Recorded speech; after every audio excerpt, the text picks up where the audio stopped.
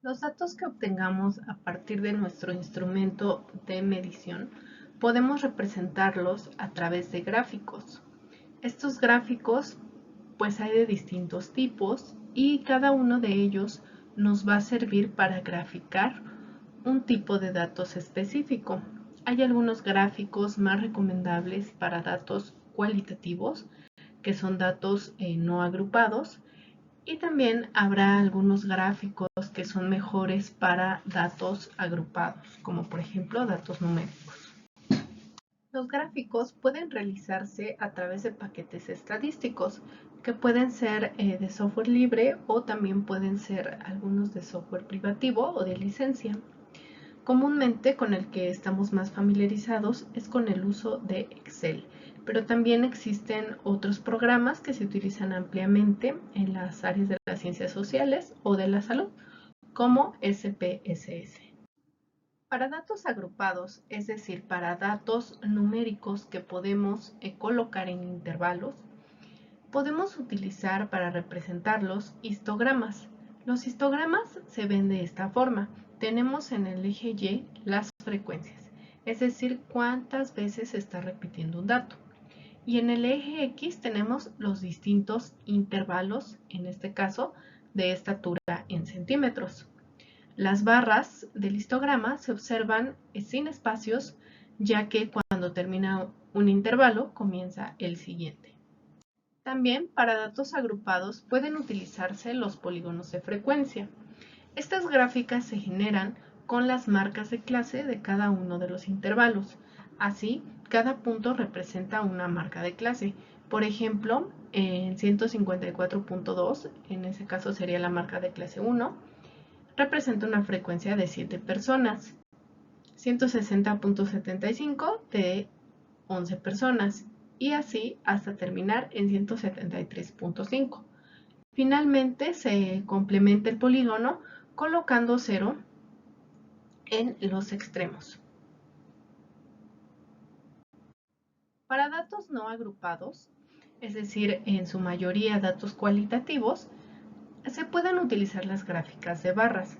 Las gráficas de barras también nos van a colocar en el eje de las X la frecuencia absoluta y en el eje de las Y nos van a colocar la frecuencia absoluta y en el eje de las X las distintas categorías. En este caso pues será femenino y masculino y tenemos 9 femeninos y tenemos 6 masculinos.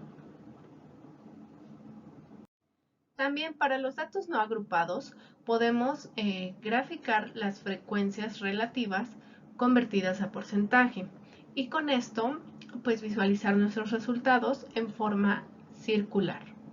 Estas gráficas se llaman circulares o de sectores y podemos identificar fácilmente pues, los porcentajes que nos contestaron en alguna pregunta. Por ejemplo, aquí las opciones de respuesta eran muy satisfactorio y satisfactorio en este caso. Entonces tenemos que el 70% eligió muy satisfactorio y el 30% satisfactorio. Entonces fácilmente cuando tenemos pocas opciones de respuesta podemos visualizarlo adecuadamente en gráficas circulares. También nos sirve mucho cuando estamos comparando distintos periodos y en este caso pues algunas opciones de respuesta. Por ejemplo aquí en estas gráficas que les muestro vemos cómo se van moviendo pues los distintos créditos según la época del año. Por ejemplo si hay una época de estudio, de amortización y cartera total en este caso y se van moviendo las distintas categorías. También existen otro tipo de gráficas que se podrían estar utilizando. Por ejemplo, el gráfico de puntos. Ese tipo de gráficos se utiliza para datos no agrupados y en ellos pues cada punto me representa una persona, en este caso, que me contestó esa respuesta. Por ejemplo, aquí la pregunta fue ¿cuántos minutos se toma para desayunar? Y ahí podemos visualizar fácilmente que una persona se toma 12 minutos, mientras 6 y 7 minutos nadie se los está tomando.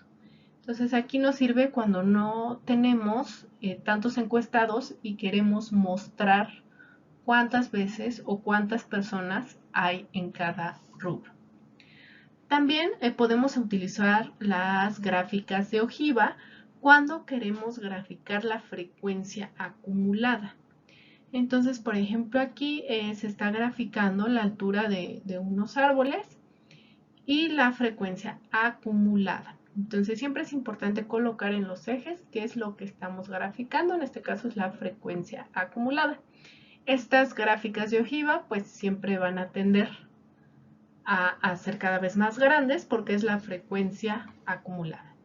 Finalmente, los diagramas de caja nos sirven para identificar parámetros de medidas de tendencia central y esto se explicará más adelante.